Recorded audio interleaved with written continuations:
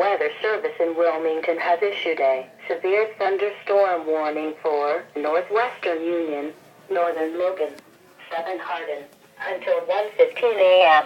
At 12:44 a.m., radar indicated a severe thunderstorm located near Northwood, moving east at 35 miles an hour.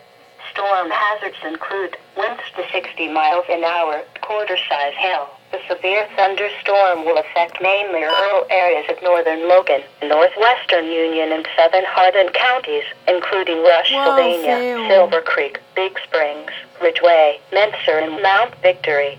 Seek shelter in a sturdy building. Stay away from windows and doors until the storm has passed. To report severe weather, go to our website at weather.gov/ILN and submit your report via social media when you can do so safely.